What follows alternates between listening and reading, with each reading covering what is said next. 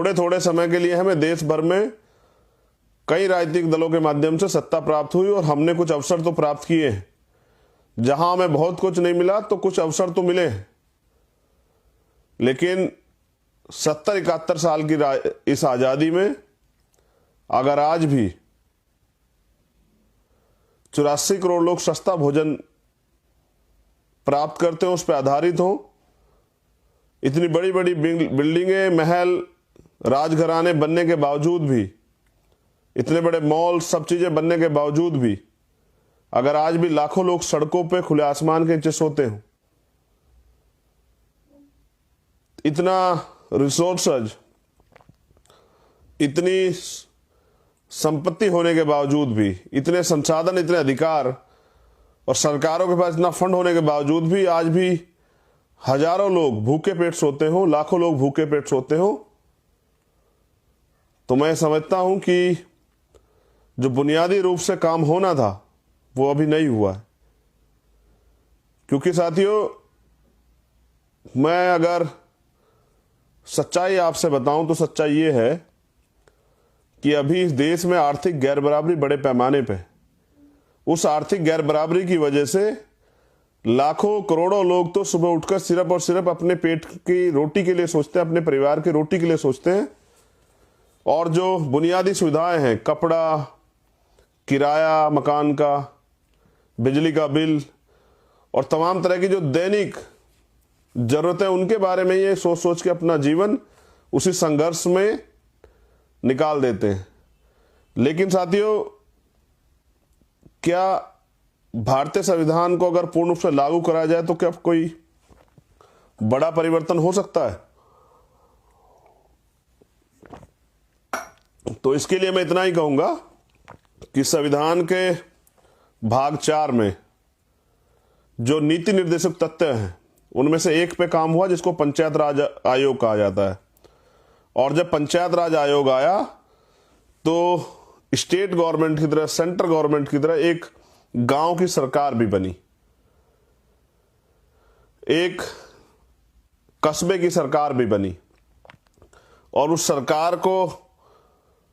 एक बजट मिला जिस बजट के जरिए उस गांव की सरकार ने गांव के विकास के लिए काम किया। तो जैसा मैंने आपको बताया कि एक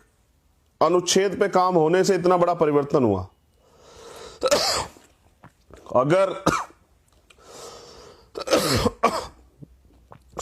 अगर संविधान के सभी आर्टिकलों को पूर्ण रूप से लागू किया गया तो मैं समझता हूं कि देश दोबारा से सोने की चिड़िया बन जाएगा, और जो गैर बराबरी, भेदभाव, अन्याय, अत्याचार, जुल्म जाति का शिकार इस देश का बहुजन समाज होता है, मुझे लगता है कि वो सब चीजें भी दुरुस्त हो जाएंगी।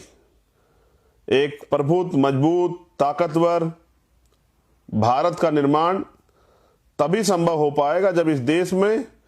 समता, समानता, बंधुत्व, भाईचारा स्थापित होगा, बनेगा। अब संविधान दिवस की इस पूर्व संध्या पे मैं ये समझता हूं कि मेरी जिम्मेदारी बनती कि इस देश में जो बहुजन समाज का सबसे बड़ा सामाजिक संगठन भीम आर्मी जो काम कर रहा है, जिसको आप सोशल मीडिया के जरिए, या अभी तो सोशल मीडिया को ही मैं कहूंगा, सोशल मीडिया के जरिए बड़े पैमाने पे या अखबारों के जरिए उसकी खबरें आप पढ़ते रहते हैं। चाहे हिमाचल का कोई मामला हो, हिमाचल से जुड़ी टीम कोई काम कर रही है, या हरियाणा के मामले हो, जिस तरह सामाजिक बहिष्कार हुए, जिस तरह संविधान के खिलाफ, SC/ST एक्ट और आरक्षण के खिलाफ हिमाचल में कार्रवाई, कुछ जो है माहौल खराब किया जा रहा है, जैसे यूपी में तमाम तरह से इतनी घटनाएं हुई, जैसे अभी मैंने बताया आपको कि महाराष्ट्र में संविधान जागृति यात्रा चल रही है, दिल्ली में बहुजन प्रदर्शनी 26 नवंबर और 27 नवंबर को दिल्ली की टीम लगा रही है अंबेडकर भवन, झांसी रानी रोड पे। जो कल मैं खुद भी इस प्रोग्राम में पहुंचूंगा। ये एक बड़ी पहल है, इसका कारण भी मैं आपको बताऊंगा कि इसके फायदे क्या है। मैं धन्यवाद देता हूं दिल्ली की टीम का भी, जिस तरह से अभी मध्य प्रदेश की टीम सामाजिक गैर बराबरी और अन्य अत्याचार खिलाफ लड़ाई लड़ते हुए सीनियर टीम जेल रही। जिस तरह अभी छत्तीसगढ़ में आंदोलन हुआ, जिस तरह अभी झारखंड में जो है संघर्ष जारी है, जिस तरह अभी उड़ीसा में आंदोलन जारी है, उत्तराखंड में अभी 15 दिसंबर की एक रैली जो है सत्ता परिवर्तन रैली रखी गई है। यूपी के विभिन्न जिलों में रोज अन्य अत्याचार खिलाफ भीम आर्मी आजाद समाज पार्टी के लोग संघर्ष जारी रखते हैं। मध्य प्रदेश और राजस्थान में हमारा आंदोलन लगातार चल रहा है। तो साथियों, जो बहुजन समाज का सबसे बड़ा सामाजिक संगठन है भीम आर्मी, अब भीम आर्मी के लोगों ने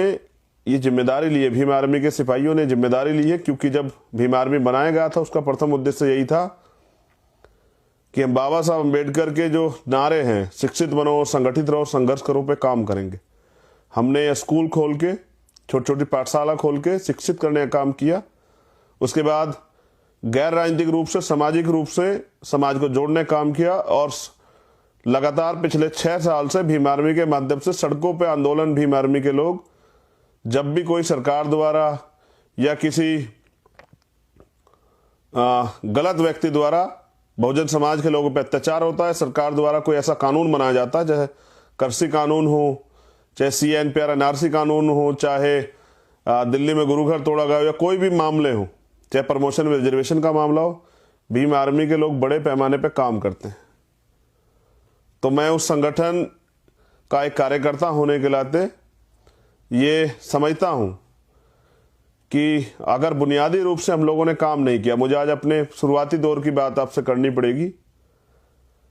कि साथियों, अगर आपके घर पे संविधान ही नहीं है और आपने संविधान को पढ़ा ही नहीं है,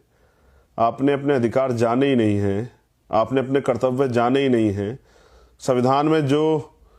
संवैधानिक खूबियां हैं, जो आर्टिकल हैं, अगर आपने उनको पढ़ा ही नहीं है तो आप उनको पालन कैसे करोगे।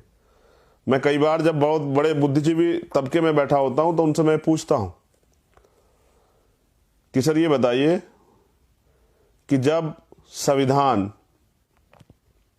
कहीं स्कूल कॉलेज में पढ़ाया नहीं जाता, किसी सिलेबस में होता नहीं है, डॉक्टर इंजीनियर कहीं कुछ भी बनने के लिए, एक अधिकारी कर्मचारी बनने के लिए संविधान कुछ हिस्सों का के अलावा संविधान बड़े रूप से पढ़ाया नहीं जाता, तो भारतीय संविधान को, जिस संविधान से ये देश चल रहा है, उसको पालन लोग कैसे करेंगे। तो अंत ये बात निकल के आती कि संविधान को पढ़ना और आत्मसात करना जरूरी। तो हमने तो ये तय किया है कि भारतीय संविधान को सिलेबस में, जो भारत का सिलेबस है, जो पाठ्यक्रम है, उस पाठ्यक्रम में भारतीय संविधान को शामिल करा जाना चाहिए। जो लोग बचपन से ही अपने अधिकारों को जाने, अपने कर्तव्यों को जाने, अपने राइट्स को जाने और कोई किसी के राइट्स के खिलाफ गलत कार्य या गलत भावना से ना शब्द कहे ना कोई कार्य करे। एक और बड़ी बात, कल एक और पहल हम लोग करेंगे। कल सुबह से ही मैं आपसे अपील करूंगा कि जितने साथियों ने संविधान जिनके पास है, वो संविधान के साथ सेल्फी जरूर क्लिक करें। सेल्फी से कुछ होता नहीं है, लेकिन ये भी जानने की बात है कि हम संविधान के साथ सेल्फी लेके ये भी सुनिश्चित करें कि संविधान को मानने वाले कितने लोग हैं देश के अंदर,